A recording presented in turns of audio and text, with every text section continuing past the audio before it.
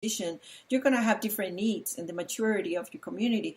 For many communities to actually come to a place where they feel like they have this power is they just being energized perhaps by generations, and they're more likely to go out into the polls and vote.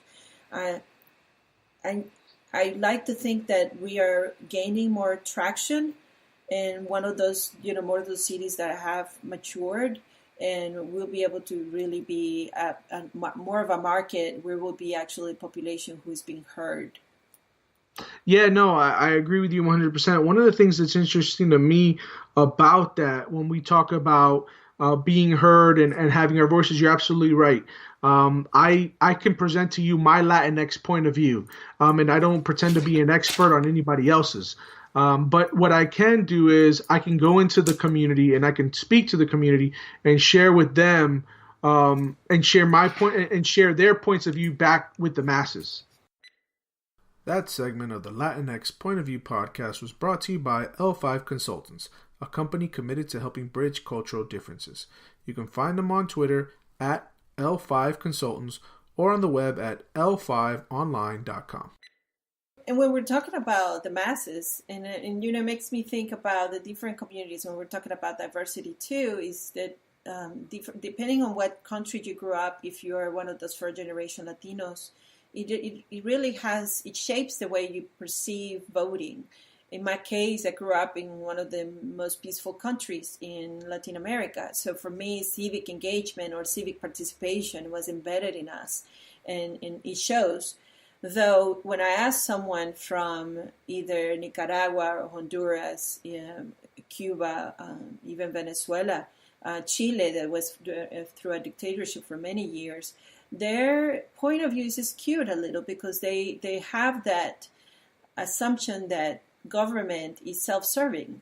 And here, while there could be, it happen at times, I think there is a lot of checks and balances. But again, I had to learn that those checks and balances to be able to trust that my vote was going to change. So I could think that people, depending on where they come from, will have a different response. No, you're absolutely right. And I've heard that before in the community. I've worked on a lot of different issue campaigns. I've worked on candidate campaigns in the past. And when I went by knocking on doors and talking with folks who were eligible to vote, and I would ask them, ¿estás votando este año? Sometimes people would give me that skewed, like, I don't know. And sometimes people's perceived perception of how the electoral system works can be off. Or they may just not know how the system works here. They may have had a past experience in their country, like you mentioned, where their voting or their vote didn't count, or people perceived it to be rigged elections and things like that. Mm-hmm. And I think sometimes we here in this country take those things for granted. And I think we can impact our numbers on voting or increase our numbers on voting, which would increase to leading to a better active participation of our civic responsibility. Absolutely. And when it comes down to participation, I mean, voting is one, but there are other ways that you could think about, like you mentioned before, serving on a jury, actually not throwing trash in the street is part of our civic responsibility. Definitely. One that I think is quite interesting because it's changing in the last few years is protest and how people are showing up on the streets and using their phones to broadcast and to really raise the voice of those who are being impacted. So when you have protests, they go viral very quickly. And to me, it's interesting because I grew up in a country where it's very peaceful. Our freedom of speech is highly enforced, or we engage. So going on the streets and chanting and creating a little bit what some will say disruption, for us was kind of like the fiber of this is how we level government. We show up on the streets and then you make decisions. We don't just let the decisions go and hopefully they'll be made. We show up on the streets. So to me, when I see some of the civic responsibility of showing up for our protests, is that, some people say that's not civic responsibility. And I wonder what do you think about what you think is part of our civic duty? Oh, definitely, 100%. I mean, to me, it's embedded in the First Amendment, religion and expression. I think the freedom of expression, the freedom of speech, I think is one of the key critical points that we have here as a foundation in the U.S. Constitution. It is. It is. It's freedom of speech. And when you think about how you exercise that, again, we go back to different fashions of how it's exercised. And when people think, well, am I able to go in the street and chant whatever I want and it should be okay? And we've seen, a polarized community that says, no, you can't. You just can't go and march. There's things that are morally wrong, and there are things that are ethically wrong, and there are things that are humane, of human interest. And we should protest for those that are human interest. But then there is a fine line of what is interest for me and what is interest for my neighbor. But if I think, well, a protest or a march, for example, the last couple of years for the LGBT, the lesbian march in Washington had an uptick of $1 million people showing up. The May March went to 800,000. The Women's March during 2016, I believe, went up to 4 million people showing up. So to me, there is, so that's pretty big. And to me, that is a way not only to vote, but also to let people know voting is an action of, documenting your thoughts. But protest, to me, is a way to express what you think and what you believe in. Sure, and I think that encompasses in the civic responsibility portion. Like I mentioned before, the First Amendment also highlights the right of people to peacefully assemble. And I think that we need to remember that the right of the people peaceably, to assemble. And the reason why that's critical is because when we are talking about how things are planned, how marches are made, or how protests are done, there's a lot of protocol to it. And we'll see a great organized protest or march when they've taken the proper steps, when they've set that goal, when they've chosen that location, when they've picked a time, when they have the necessary permits, and they plan everything out and they properly publicize it. I think that's when a protest or a march can really be impactful.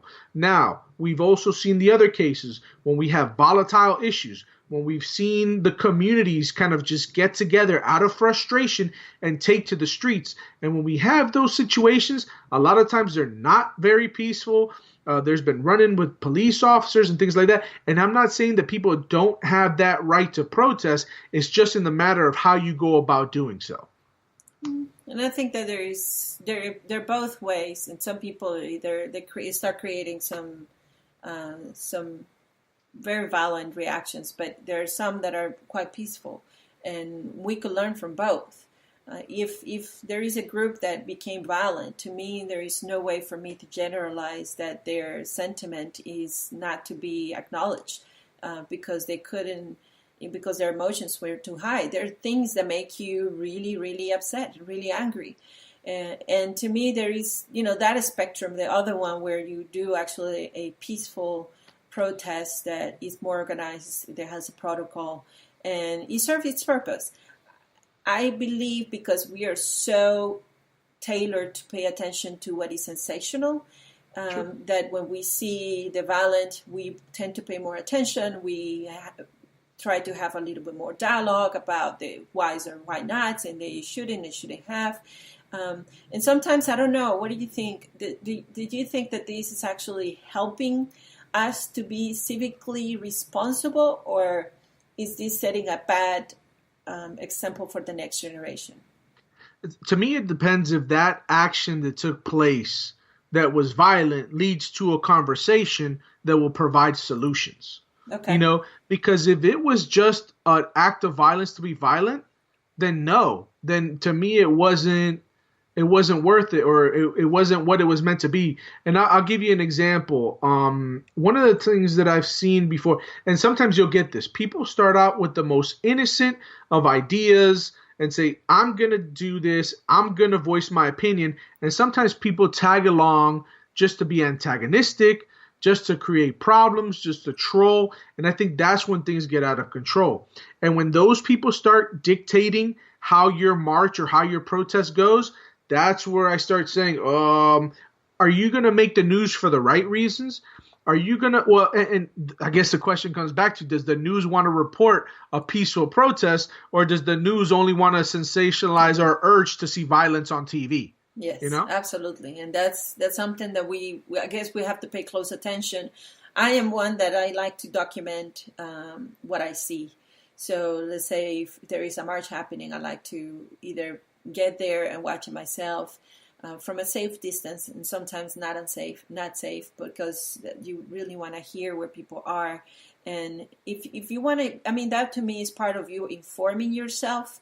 And let me bring it back and tie it into voting piece, because when I know what my community, not just me, when I know what my family, my community is hurting for, then I know how to advocate and who to vote for. So the voting is just not a solo act. It's just about me and what I believe is a part of our civic responsibilities, being able to represent the people that we care for.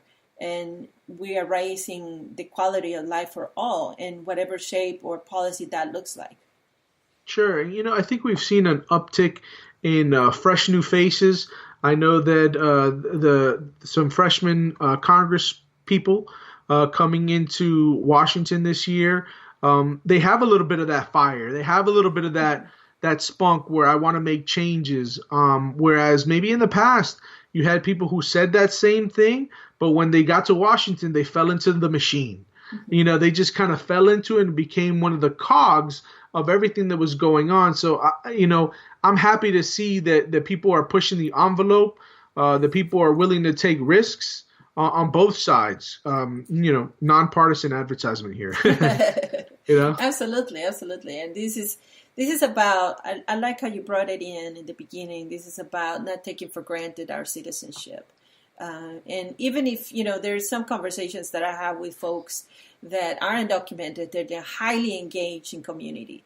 And some people may say, well, you don't even have documents, and you are creating all this fuss about this. And to me, that's the true representation of what we should be doing for our communities, not to stay at home and clicking over the TV or clicking likes, but more so engage in a way that we get out, we learn, and we exercise that right to say, it's the human right. Right? It's funny because people will say, well, if you're a U.S. citizen, you have a right to do this. Well, if you're a human, you have a right to express yourself. Now, depending on the territory you leave, that would be easier or it would be harder. And luckily, in this country is embedded into our fiber that our freedom of speech is the number one right. And so we should take it not for granted, but really manage it like a crystal ball, that you have to carry it very carefully, because the moment you not pay attention, you can lose it. No, I think you're absolutely right. And to be honest with you, I have seen some people who are not citizens of this country fight for the rights of others harder than some of those that are citizens of this country.